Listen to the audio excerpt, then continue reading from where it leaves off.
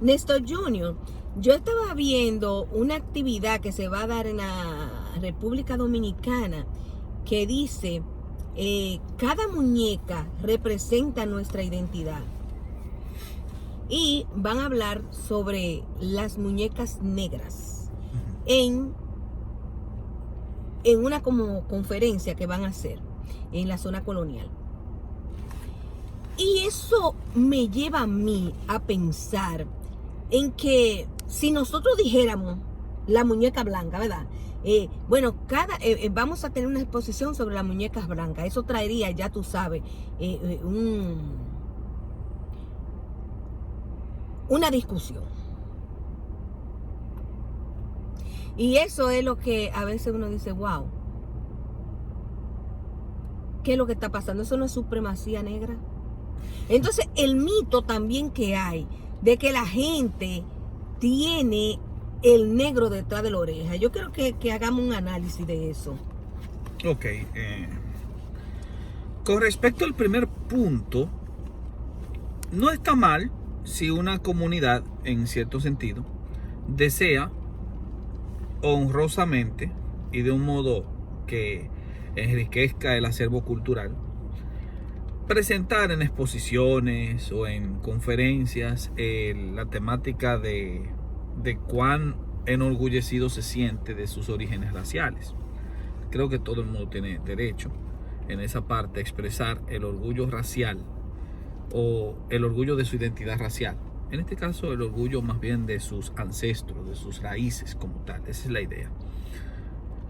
Sin embargo, estaría mal si los que abogan porque se les permite expresar su orgullo hacia una etnicidad específica, inmediatamente se oponen a que grupos de otro tipo de etnicidad expresen en actividades parecidas ese mismo sentimiento.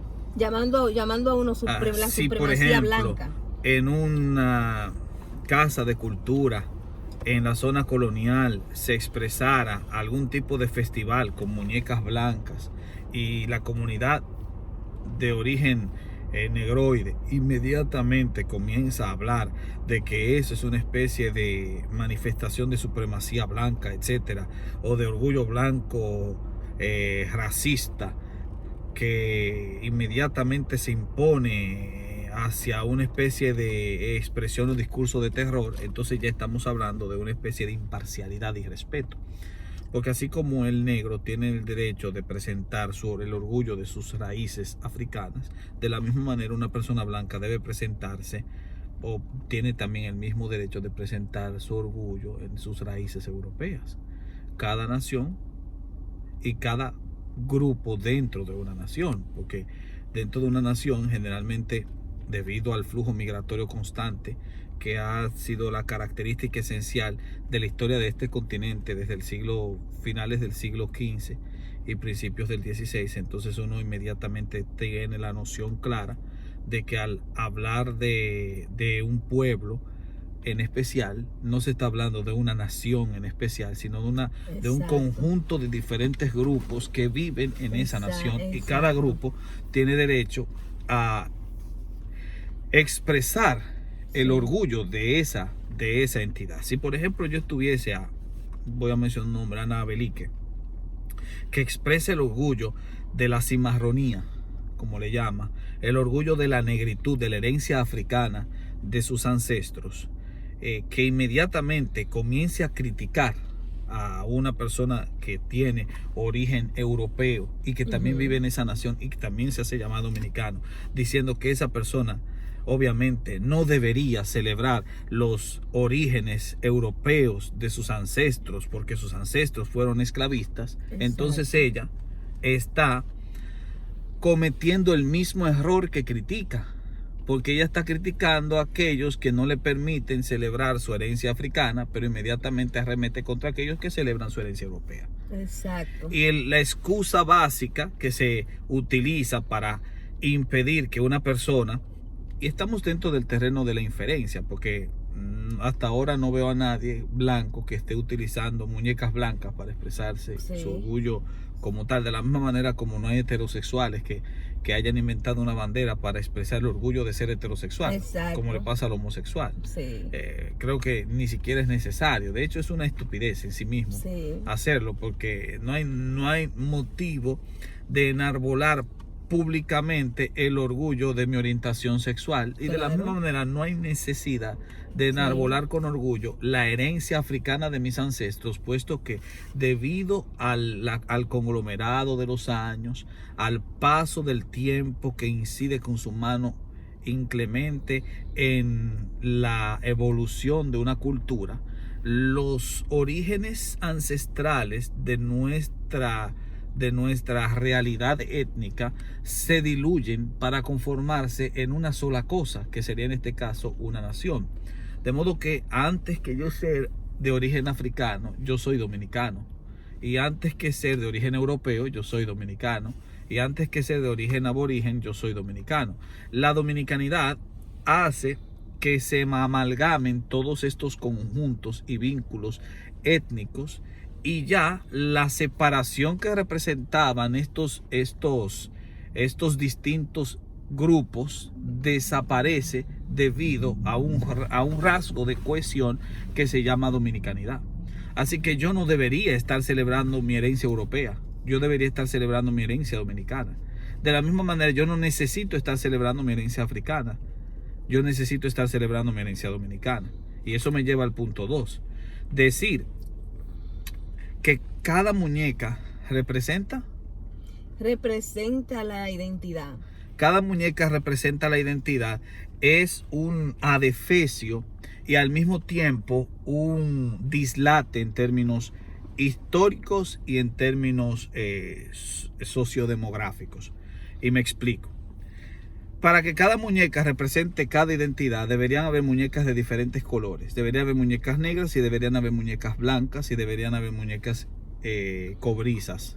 Incluso deberían haber muñecas amarillas, y deberían haber muñecas con turbantes, y deberían haber muñecas con colores diversos. Debería existir una heterogeneidad de colores, debería haber un caleidoscopio de colores diferentes en esas muñecas, puesto que la negritud no es el verdadero y único color que defina la dominicanidad, obviamente, debido al incremento de las migraciones y al paso del tiempo. En la dominicanidad está enriquecida con diversos grupos, incluso desde el principio, porque la isla de Santo Domingo no estaba habitada por un solo grupo de indígenas. Eran más de 5 grupos diferentes que incluso estaban enemistados entre sí, porque Guacanagarix se alió y fue tan condescendiente con los españoles porque él buscaba protectores de Caonabo, puesto que Caonabo, al ser de origen caribe, tenía tendencias caníbales, y posiblemente Caonabo atacaba a los miembros de otros cacicazgos. Entonces, desde esa perspectiva, la isla estaba dividida en reinos distintos, con grupos de origen distinto. No todos eran taínos. Ya tú ves la heterogeneidad distinta de grupos diferentes. Los iboneyes que vivían en Samaná respondían a una raza muy distinta en torno al tronco arahuaco al cual pertenecían, de aquella a la que pertenecían los taínos, que procedían del mismo tronco arahuaco, pero se habían diseminado en distintas ramificaciones diferentes, y por esa razón el pueblo indígena era variopinto. Ya ahí había diversidad. Sí. Y lo mismo pasaba con los grupos africanos que trajeron, que todos procedían de distintas tribus diferentes, bueno, valga la redundancia, procedían de diversos grupos distintos. Otra vez valga la redundancia, porque a final de cuentas los esclavizadores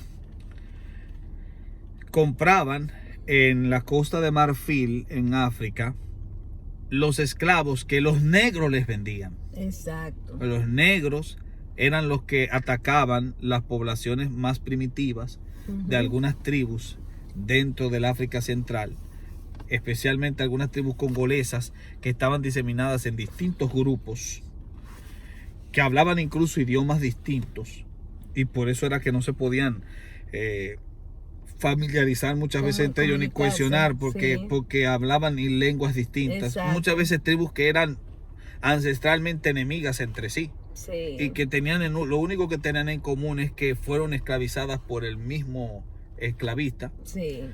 Y estas tribus que llegaron acá también eran diferentes, eran distintos tipos de negros. Incluso cuando tú vas a analizar la realidad sociodemográfica, como muy bien lo hizo Carlos Andújar en un excelente libro que se llama Presencia Negra en la isla de Santo Domingo, Carlos Andújar especifica que no todos los negros que hay en Santo Domingo son de origen haitiano. Sí. De hecho, los negros de Samaná tienen un origen centrado en los negros en los negros de la comunidad de Luisiana aquí en Estados Unidos. O sea, que eran un grupo inglés de negros distintos que incluso habían asumido los patrones de la cultura anglosajona, ni siquiera los patrones de la cultura francesa. Exacto. Así que la negritud es distinta en Samaná. El origen negro en Samaná lleva hacia un tronco diferente que a lo que pasaba, por ejemplo, con los negros traídos de Francia, que habían asumido una especie de sincretismo con el catolicismo romano francés, y a diferencia de los de Samaná, que mantuvieron el protestantismo norteamericano. Y por eso la mayoría de esas comunidades se caracterizan por haber sido metodistas en su gran mayoría. Y en el otro sentido, el otro tronco de mayor negritud que encontramos, que es en el este, principalmente en San Pedro de Macorís, donde la mayoría de ellos son descendientes de cocolos que procedían de las islas, muchas de ellas islas inglesas o de propiedad de Inglaterra, como Curazao, Trinidad y Tobago, y que Martinica principalmente, y que llegaron en el siglo XIX y principios del XX a los puertos de San Pedro de Macorís y La Romana. Estos son negros que tienen un origen diferente. Exacto, de hecho, hasta los gustos culinarios son distintos. Exacto. El yaniqué, que es común entre los negros de Samaná, porque era una comida inglesa. Mientras que el dumpling es más común entre los negros de San Pedro de Macorís, que venían de las islas inglesas de Trinidad y Tobago, porque el dumpling, que es un plato chino, había sido importado de China por Inglaterra a esas islas cuando China fue un protectorado inglés. Entonces los negros que son haitianos Los negros haitianos tienen un origen diferente porque proceden ya de las colonias francesas, mientras que los negros de los Minas, familias negras totalmente, que son dominicanos en su completa esencia, son negros de los negros africanos que fueron traídos y que se quedaron en la parte española de la isla. Que no tienen nada que ver con Haití. Que no tienen nada que ver con los negros que trajeron los franceses, que ya son otros 20 pesos. Entonces los haitianos son descendientes de esos negros franceses, y no todos los haitianos, la gran mayoría, puesto que hay una minoría que entronca sus raíces directamente con el mulataje de los de algunos de los grupos principales de mulatos que estaban en el segundo escalafón de la pirámide social en la época de la colonia de Saint-Domingue, y por último de los blancos que se quedaron y que eran directamente descendientes de franceses. Así que hay una diversidad incluso en la misma nación haitiana. Exacto. Hay una diversidad. Entonces, eso que no representaría la identidad total, en este caso un solo color. Exacto. Y cuando dicen cada muñeca representa la identidad, están cometiendo un error en términos epistémicos, puesto que la corrección debería ser: cada muñeca representa una identidad. Esa sería la mejor manera de escribir ese eslogan. No la identidad, sino una identidad, porque solamente representa una de tantas que hay. Y a eso agreguémosle el hecho de que muchas familias, principalmente en el Cibao, muchas familias dominicanas, no son descendientes, especialmente los de la sierra, no son descendientes de africanos, son netamente descendientes de europeos. En las comunidades de Azua, de Neiva, especialmente de Neiva en algunos sectores, y también en Barahona, se conservan rastros, como también sucede en Monte Plata, de grupos indígenas. Todavía se conservan rastros de grupos indígenas, o sea, no son indígenas taínos como tal, pero sí son descendientes directos del mestizaje que se dio entre españoles e indígenas. Mientras que ya en el este, por razón de los emigrantes que vinieron de estas islas, en Samaná, los negros que llegaron de Luisiana, y también, como no, el mulataje que se ha dado en la frontera, y en algunos lugares en los bateyes, donde los ingenios azucareros, que era donde más se necesitaban negros, estaban presentes, y la mayoría de ingenios azucareros estaban en San Cristóbal y en la capital. Así que por ahí es donde tú encuentras una mayor presencia negra. Donde no hubo ingenios, por ejemplo en el Cibao no hubo tanta necesidad de ingenios. De hecho, el fuerte económico del Cibao era el tabaco. Mientras que en el sur el fuerte era el corte de madera. Así que en esas zonas donde no hubo ingenios, no hubo tanta presencia negra, a menos que no haya sido por las rutas que los emigrantes ya haitianos hacían para pasar a esta parte, que han sido siempre dos rutas, la del norte, Cibao, y la del sur. Y es ahí, en esos lugares donde ya por causa de la migración haitiana ha habido un mulataje y ha habido un incremento de la presencia negra específicamente haitiana. Pero esta presencia negra específicamente haitiana es una presencia que se construye en base al tránsito y por ende no necesariamente debe ser considerada dominicana, puesto que se ha expresado en el texto constitucional que los que están en tránsito no son dominicanos. Y esa constitución fue redactada en 1844, una fecha anterior a las migraciones de haitianos, puesto que las migraciones como tal comienzan a considerarse migraciones cuando ya hay dos naciones definidas y una frontera trazada. Y como ya la frontera se estuvo trazando desde el Pacto de Aranjuez en 1777, entonces ya comienza ahí un elemento a desarrollarse este concepto de migración. Pero con la unificación de la isla desaparece. Con la construcción de la nación dominicana, entonces ya se delinea claramente lo que es la separación de ambas naciones, aunque todavía el tratado fronterizo no haya acordado bien el tema de la frontera, aunque claro, no lo haya acordado bien, no, sino más bien que no lo haya hecho valer, puesto que ya estaba trazado desde el Pacto de Aranjuez y el de Basilea. Bueno, en ese caso, los flujos migratorios entonces serían posteriores a la construcción de la nación y por ende toda migración tendrá que medirse en base al texto constitucional que nació en ese año.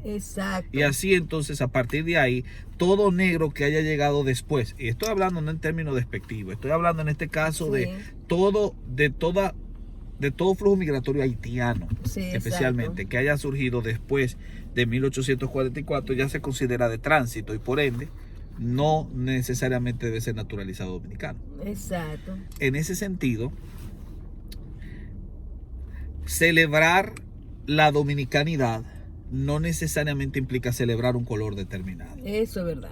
Y cuando la gente dice, pero todos llevan el negro tras la oreja, están negando. Es un mito. Están violentando lo que es la realidad demográfica, que incluyó a diversos grupos distintos. Incluso muchas familias actuales proceden de familias directamente europeas que vinieron en las migraciones de los años 20 y de los años 30 durante el gobierno de Trujillo, que ni siquiera muchas de esas familias tenían familiares en el siglo XIX. Muchos de los dominicanos de ahora son hijos de inmigrantes que llegaron a principios del siglo XX. Esos obviamente no tienen ninguna representación cultural negra. Por ejemplo, los chinos de Bonao. Los chinos de Bonao, por ejemplo. ¿Dónde está el color chino ahí? El color amarillo en esas muñecas. O esos chinos de Bonao también son descendientes de negro y tienen el negro tras la oreja. O los judíos de Sosúa. ¿Ves? Y los judíos de Sosúa, los hijos de judíos de Sosúa, que se naturalizaron porque cumplieron con los requerimientos legales, son dominicanos que no tienen el negro tras la oreja. Entonces no todos el dominicano tiene el negro tras la Y oreja. las personas Porque del Cibao casi no también tienen. pasa mucho con eso, Sí. como también ocurre con los grupos de negros que llegaron a Samaná desde Luisiana. Ujú. Ellos tienen un tipo de negro tras la oreja. De la misma manera como tienen un tipo de negro diferente. Sí. Yo creo que la idea del negro tras la oreja tiene que revisarse más a qué tipo de negro se refiere. Y no todo el mundo lo tiene. Obviamente porque la riqueza del flujo migratorio es inmensa. ¿Y de dónde? Hay familias que son descendientes de turcos. Exacto. Hay apellidos que son turcos ¿Turco? directamente. Y que Como no tienen, nosotros que somos español y turco. hay quienes tienen mezcla de canarios, inclusive. Exacto. Entonces, a final de cuentas, la riqueza de la dominicanidad o la belleza de lo que es el concepto nación hace que uno ya no se esté enfocando en esta diversidad heterogénea y en este caleidoscopio de colores. Ya no hay necesidad de hacerlo, porque por encima del color está la nación. Exacto. Entonces, no celebre el color, hermano. No lo haga. Celebre el hecho de ser dominicano. Exacto. Celebre el hecho de que el 6 de diciembre Colón pisó tierra por primera vez en la isla de Santo Domingo. No, pero que eso fue lo que sea que la perspectiva que las personas tengan respecto a la colonización no invalida el hecho histórico que representa eso. Conmemore el hecho histórico como tal. Y si no quiere conmemorar ese hecho histórico por lo que sea, conmemore el hecho de ser dominicano. Exacto. Conmemore el hecho de que usted logró construir una identidad nacional. Exacto. Y eso es lo que debería conmemorarse. Y si vas a conmemorar el color, entonces, sé justo y valora todos los colores diversos que hay en la nación. No representes a un solo color, porque eso sí sería supremacía. Exacto. Eso sí sería un acto racista. Una pregunta que te iba a hacer, ¿de dónde salió eso del negro detrás de la oreja? El concepto de negro tras la oreja en realidad fue un aforismo que hizo famoso Lilis, el presidente Ulises Seró. Ulises Seró solo era dominicano. No, de hecho no debería considerarlo así, pero está bien. Ulises Seró era hijo de inmigrantes. El padre de Heró era haitiano. Y la madre de Heró era Cocola. Pues venía de una de las islas. Creo que era de Martinica o de Curazao. No recuerdo cuál, pero ella venía de una isla. Y ella conoció a este hombre, tuvo relaciones con él, le quedó embarazada, pero nunca se formalizó ningún tipo de relación. Él de hecho ni siquiera se quedó en Puerto Plata, donde ella lo conoció. Él regresó para Haití y ella tuvo que sobrevivir con sus muchachos y con otros muchachos que tuvo en las calles de Puerto Plata. Lilis, en este caso Ulises, creció con muchas necesidades y era un muchacho de color. Entonces él consiguió un empleo como dependiente de un colmado. Y cuando llegó Luperón, que pasó por ese colmado y lo vio, descubrió en él una especie de chispa y dijo: ven, si te quieres unir conmigo al ejército. Y Ulises Seró saltó del mostrador y se unió para formar filas.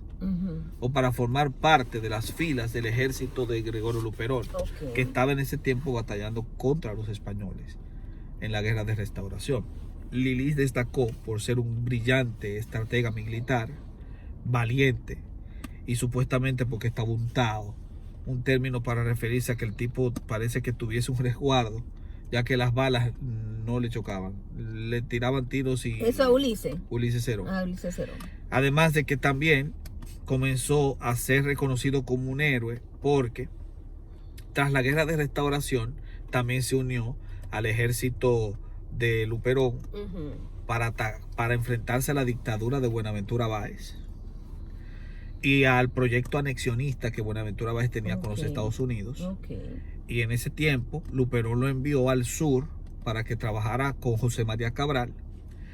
Y él se destacó por rescatar el cadáver de Andrés Ogando el hermano de Timoteo Gando, otro de los héroes de la restauración y de las luchas contra Báez, y que pertenecía a una familia ilustre, una de las más grandes familias de patricios que produjo la República Dominicana, la familia Ogando.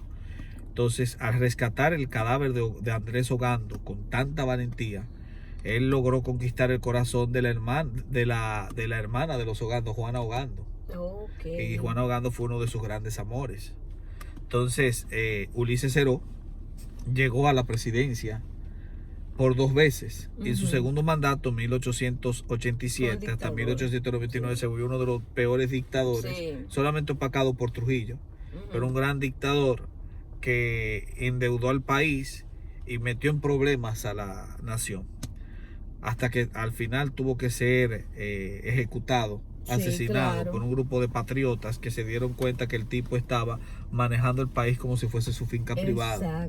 Pues bien, como él era negro y al ser presidente, él muchas veces recibía cierta burla de parte de aquellos que no eran negros y no se sentían identificados con el negro, y decían que cómo un negro podía gobernar. Entonces él decía, todos aquí tienen el negro tras la oreja. Él fue que sacó esa Era una frase. especie de chanza que utilizaba con el fin de justificar por qué él podía gobernarles.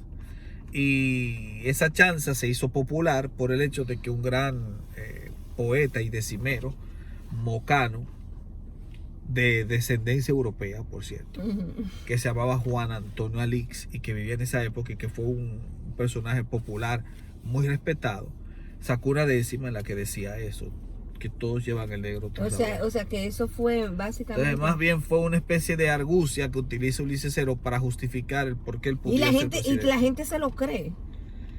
La gente lo cree porque la gente no conoce muchas veces el origen de las chanzas. Pero el negro tras la oreja es un mito. Es más bien una excusa que utiliza Seró para poder justificar su presencia en el poder. Con eso no estoy diciendo que un negro o una persona de origen negro no pueda acceder a la presidencia de un país siempre y cuando sea naturalizado en ese país. El caso de Ulises Seró es interesante porque era hijo de inmigrantes. Lo único que lo hacía dominicano era el hecho de haber nacido en suelo dominicano. Pero ahí está el problema. Ahí está el problema, que entonces cualquiera puede decir, pero yo soy dominicano porque yo nací en suelo dominicano. Y ahí viene la gran dificultad. ¿Cómo uno responde a esa situación? Sencillo. Las condiciones de esa época implicaban la idea de un estado que estaba en construcción. Un estado que está en construcción es un estado que tiene que ir definiéndose a sí mismo a medida que pasa el tiempo. Después de 170 años, 176, un estado, o 176 en este caso, ya un estado claramente tiene delineada su estructura. Y por esa razón es que yo soy de los que abogo por la idea de que es verdad que el negro es un elemento importante dentro del caleidoscopio étnico de la sociedad dominicana, pero decir que el dominicano es negro y que ese es el color que le identifica es caer en un estereotipo. Como lo mismo pasa con utilizar el blanco, es caer en otro estereotipo. Yo considero que los estereotipos tienen que analizarse, porque al final de cuentas son eso, estereotipos, y los estereotipos parten de fundamentación mítica.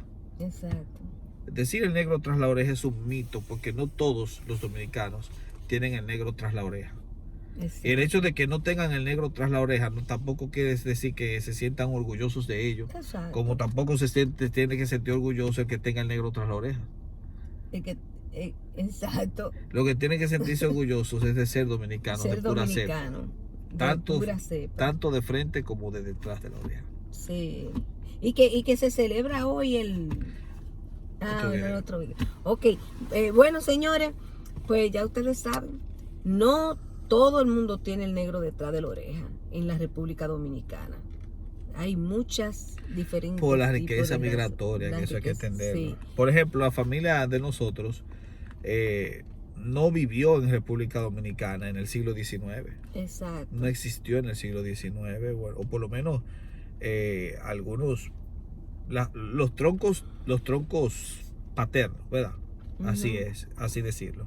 Los troncos paternos llegaron a la República, a finales del siglo XIX. Exacto. Llegaron. Y así muchas familias llegaron a la República.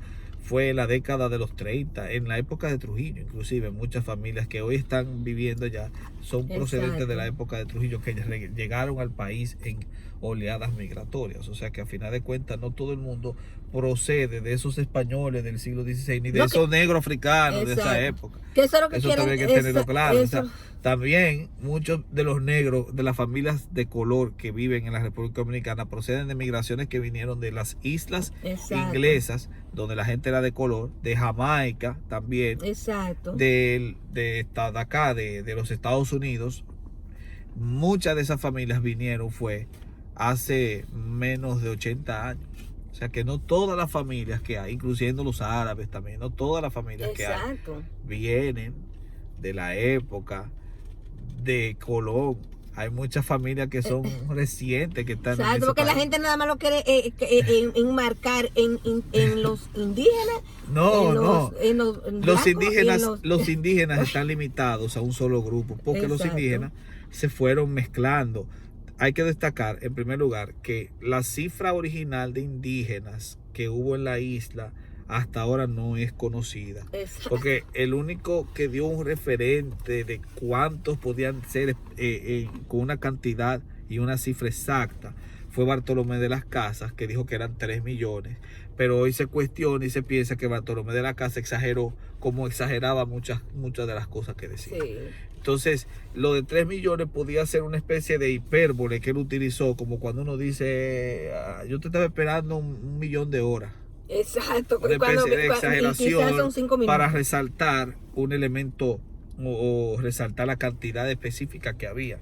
Otro elemento básico es que Bartolomé de las Casas llegó unos 6 años después de que se estableciera la colonia española.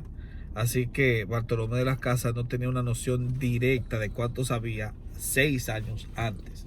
Lo que sí se sabe es que en un censo de 1547 la población indígena ya solamente se había reducido considerablemente, y solamente para 1547 quedaban 500 indígenas. Y para 1580 ya solamente quedaban 120. Imagínate. O 150. O sea que la población se fue reduciendo. Y sí es cierto que de acuerdo a ciertas investigaciones adeneicas se conservan rastros indígenas de fenotipos y de genotipos directos dentro del código genético en algunas de las familias del sur. De hecho, la familia Ogando que estuve mencionando, según cuenta o describe Balaguer en Los Carpinteros, era una familia que procedía de antecedentes indígenas. Es decir, que hay familias dentro de las zonas del sur que todavía proceden directamente de esos antecedentes indígenas, aunque ya no tienen ni el idioma ni la cultura. Todo eso se extingue y desaparece, porque las culturas desaparecen con la mezcla. Así que muchas veces quien quiere recordar o quien quiere rescatar el valor de una cultura no está rescatando esa cultura, sino que está rescatando la idea que tiene de esa cultura. Y cuando tú estás rescatando la idea que tú tienes de una cultura, en realidad tú estás haciendo valer tus propios prejuicios, tus opiniones personales, tus propias opiniones, convirtiéndolas en ley. Eso, mi hermano, tú no puedes convertir en ley lo que sale de tu cabeza. Eso tiene que ser consensuado, y no todo el mundo comparte eso. Eso es así. Bueno, nosotros dijimos que íbamos a hacer un video corto, pero nunca con esto no se puede hacer un video corto, pero vamos a estar haciendo un sinnúmero de conferencias rescatando esa es la historia dominicana. Pero si ella quiere hacer su asunto con muñeca, está bien, pero que no se queje si hacen una con muñeca. La muñeca blanca, exacto, después que no digan muñeca blanca. Es decir, que después que no digan, la supremacía. No puede hacer eso. No puede hacer eso. Porque usted tiene que lavar y también tiene que prestar la batea. Exactamente, pues ya lo sabe, que eso viene. Bueno, con esto nos vemos. Pasa un buen día.